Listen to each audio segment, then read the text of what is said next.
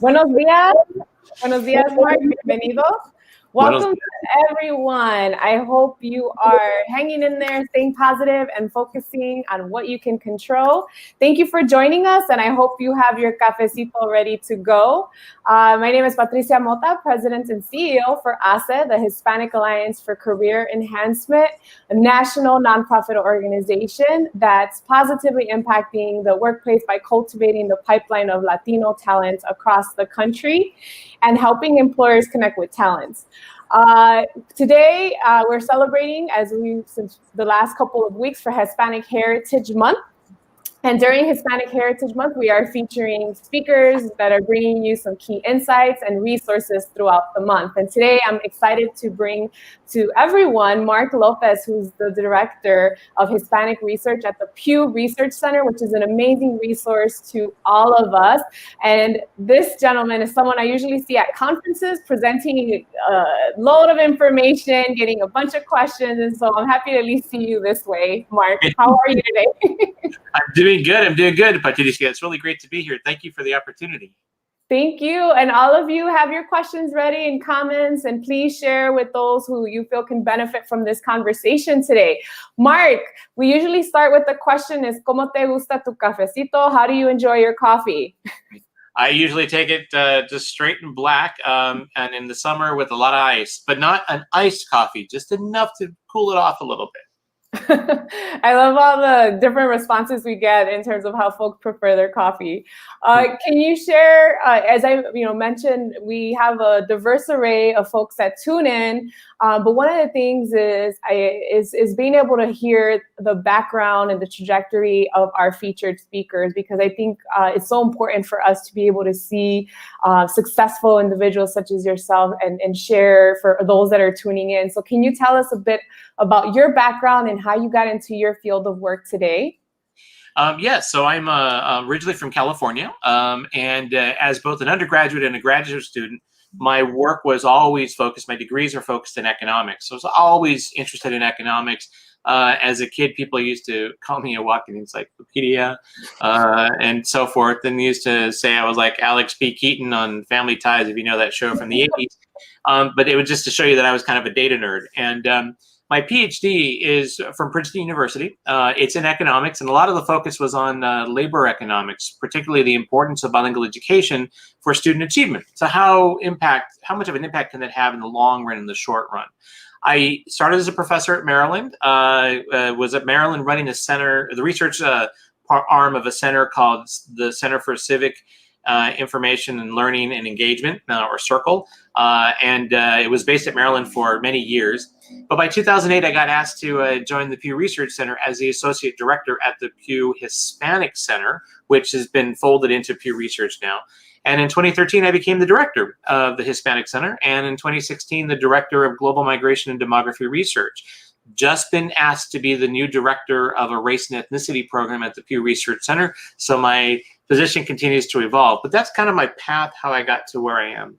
I love it that within the Pew Research Center, you've been able to continue to grow your own career. So that's amazing to see that. And I also love that you shared you were once toned or described as a walking encyclopedia. I can definitely see why why that is, and you're in the perfect role, Mark. Thank you.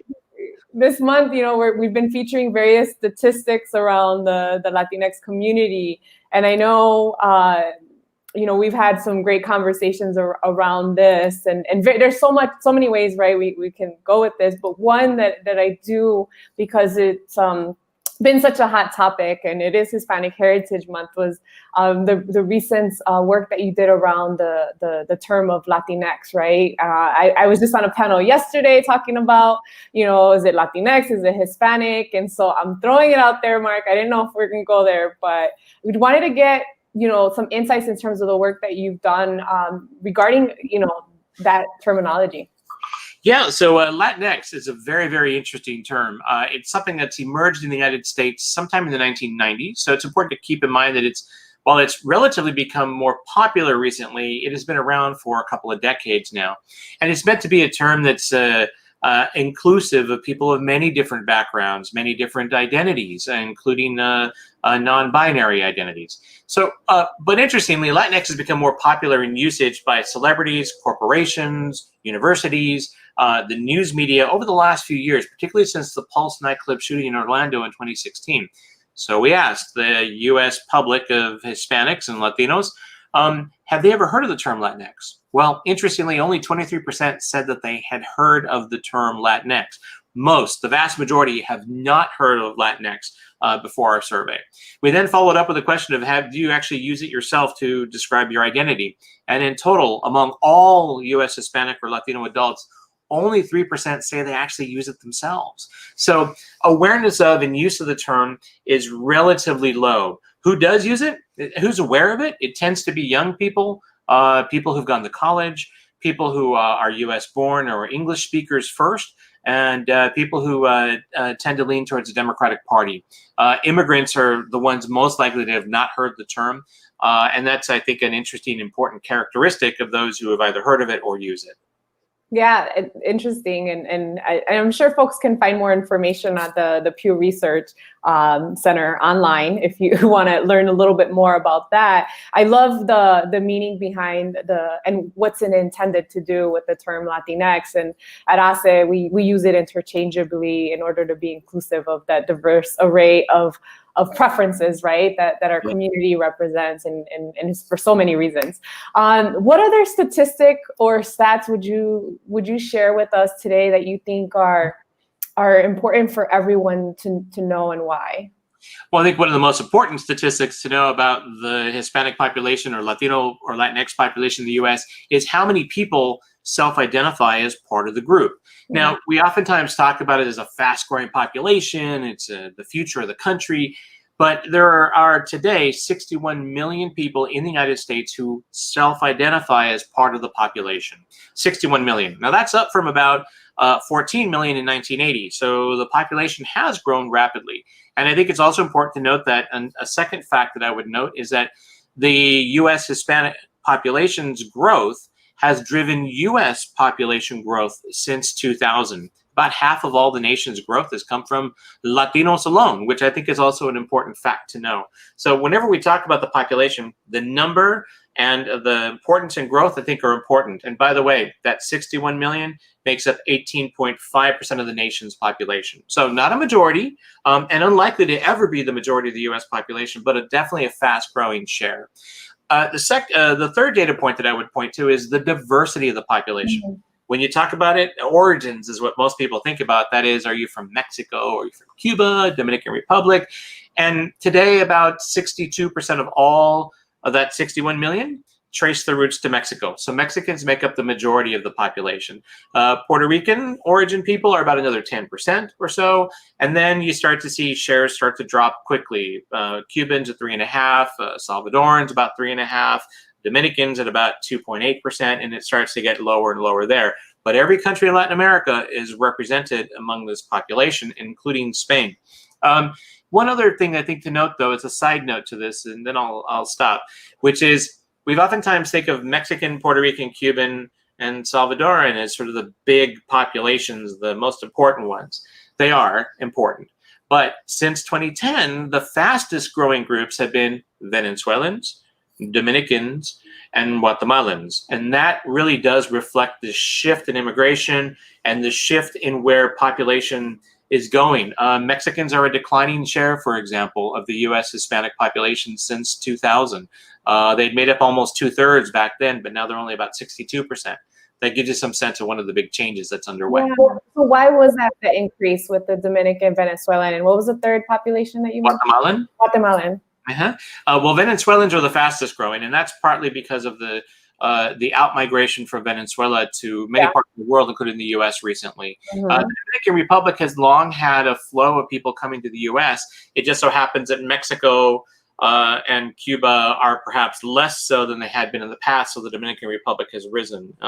And then Guatemala reflects some of the Central American waves that have come in the last 10 years to the United States. And I think that's important to note. But the slowest growing population is actually Mexicans of all the origin groups. Yeah, I think the other interesting thing that I just find amazing is that the growth is happening in pockets that you wouldn't traditionally think as well, right? It's not the Chicagos, the New Yorks of our country, but it's sometimes like we're looking at Colorado or Iowa and places like that, which I think is also pretty interesting. Well, that's actually data point number 4, which I think is important fact to know, which is that the U.S. Hispanic population since the 1980s has really dispersed around the country. So you see Latino populations everywhere. And I recently drove cross country to go from here to California to go see my mom, and to avoid COVID and all that. I thought it'd control my environment better. And it was interesting to see along many of the interstates, like in Nebraska, rest stops that have a Mexican restaurant. And it's not a chain, it's definitely local. But it reflects the growth of the Hispanic population around the country. Where's the fastest growing ones in terms of percentages? North Dakota and South Dakota over the last 10 years. And in the last 20 years, the South has been the fastest growing region for Hispanic population, even though Texas and California have half of the population alone. Yeah, no, interesting. It's fascinating. And so all of you are tuning in, please share, like, comment, and if you have any questions, we'll get to them shortly. Please ensure to include them in the comment section. So Mark, a lot of great data points. I think we can spend an entire day, right, talking about this, and we'll talk about what are some ways that we can continue to collaborate and offer these resources through HACE as well. What, as a result of the pandemic and with the social unrest and racial injustice, you mentioned earlier, so I did want to dig a little deeper in terms of your new role focusing on this initiative on race and social justice. Can you share a bit more about that? Yes, so the center has been doing work on race and ethnicity for a while, but we are now pulling it together under a single unit, and in order to create a cross-center strategy. So the Pew Research Center is a nonpartisan, non-advocacy organization in Washington. We actually call ourselves a fact tank as opposed to a think tank, and that's on purpose because we don't take positions on policies, so we don't make recommendations. But we have many different elements to our research. We have a political team, we have a global attitudes team, we have a religion team. My team was looking at immigration, Hispanics, Asian Americans, and now Black Americans will be part of that work as well. You asked about COVID-19. One of our initiatives this year has been to do a lot of work on the COVID-19 impacts on the US public. And if you look at the impact of COVID-19, there's 2 big things that I think are important to note. Latinos are more likely than any other group to say that they themselves have either lost their job or taken a wage loss or wage cut, or somebody in their household has. More than half of Latinos say that that's true of their situation. That's higher than it is for Blacks, that's higher than it is for whites, higher than it is for Asians. The second thing that's interesting is that when you ask Latinos whether or not they've tested positive for the test, for COVID-19, have they taken a test for it, or are they pretty sure they had it? 22% of US Latino adults say that they're either tested positive or are pretty sure they have have COVID-19 or had it at some point. Only 14% of US adults say the same. So Latinos are more likely than any other group to say that they are pretty sure they've had it. Those are 2, I think, pretty sobering points. There's an economic impact that's quite large and a health impact that's also quite large on the US Latino population with COVID-19. So much that I want to dig deeper on that. I had to leave it for another time. So before we wrap up, I want to get to a couple of the questions that we have coming in. One is, would we be able to share resources available or readable content that you can refer us to? So Mark, would that be the website that we can include on that? Yes, if you go to pewhispanic.org, that's PEW Hispanic.org, you'll find all of our work on Latinos in the United States. And if you go to pewresearch.org, you'll see the general Pew Research Center resources, which, by the way, I would encourage you to look at because there's an awful lot that touches on the Latino experience, even if it may not be focused on the Latino experience. I would also say sign up for our newsletters. We have some really great newsletters. I think at least the one for the center overall will tune you into all the work that we do. And you should note that all of our resources are free. There's no charge for anything, and so it's all free for the public to use. Thank you, Mark. And then, we have another question in terms of, it says, I would be interested to learn more on how you think we can take action that will strengthen our relations with the Hispanic community and lay a foundation of trust. That's a really good question. I think that having conversations with folks, leadership in local communities, I have found is one of the great ways that you can build a relationship. Now, your objectives may be different than what we do at Pew Research. Ours are really just to share information, but I've found that those local connections, like literally speaking to the business, to the Hispanic Association of Business Leaders or Business Owners, or the Chamber of Commerce, is a great way to get connected to that community. And that's been true in places for me, like Nashville and Memphis, Tennessee, for example. Yeah, no, that's an excellent point. Even I think there's some information on the Edelman Trust Barometer that says the most trusted individuals are through friends and family or community groups, right? Community organizations. So excellent points. And then one more question is there any research around the use of the self-identifier of Chicano? So we at Pew Research have not done that work on Chicano. We have done work on other terms. For example, we've asked about a preference for Hispanic or Latino. Did you know that in Texas, half of people in that state who are of this background prefer Hispanic, whereas nationally most of the population has no preference for either term. Mm-hmm. We've also found that it's the origin term, Mexican, Cuban, Dominican, that matters more for identity. We've asked if people see themselves as Afro-Latino, and about a quarter of U.S. Latino adults say that, yeah, they consider themselves Afro-Latino. And we've also asked, do you consider yourself mestizo, mestiza? About 30% of U.S. adult Hispanics say that they consider themselves that, and a quarter say they're indigenous. So we've asked about identity and terms in different ways, but there's a lot more out there that we haven't touched on, and Chicano is one of those that we haven't touched on yet. I use Chicano myself when I'm in California, because that's where I'm from. When you're in California, I like how you said that. In Texas, we say it in Texas, people will say, what? Right. It's, again, such a complex community, and so diverse, and I love it. I think that's also what makes us so unique. And so we'll end. I want to ask you, during these times, with everything that has happened with our country and our world in the last 6 months, what encouraging stories or what inspires you? What have you seen that inspires you during these times? So even though the nation's Latino population may not be as optimistic as they were before Donald Trump was elected president, for example, or even before the COVID-19 outbreak, Latinos are more optimistic about the future for their own children and the future of the country than is the general U.S. public. And to me, that's a really interesting story. It shows you that our population, this population, sees a future for themselves here in the country and want to shape that future. Wonderful. And then what advice do you have for those that are looking to take action and really being a part of contributing to the community?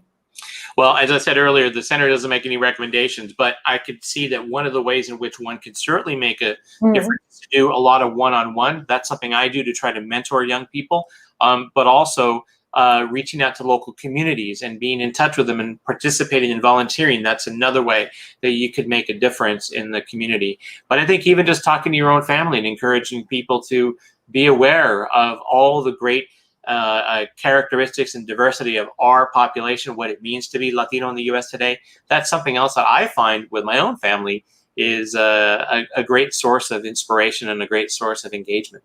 And it does start with your own immediate circle of friends and family. Make sure that we're getting out the vote this year, right? Very important year to do that for so many reasons.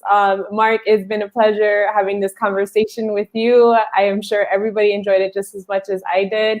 And so we thank you for your time, for your insights, and definitely I'm hoping people can leverage the resource that you have at the Research Center. And so thank you, everyone. Thank you, Mark. Enjoy the rest of your day. Hasta la próxima. Bye-bye. Gracias. Gracias.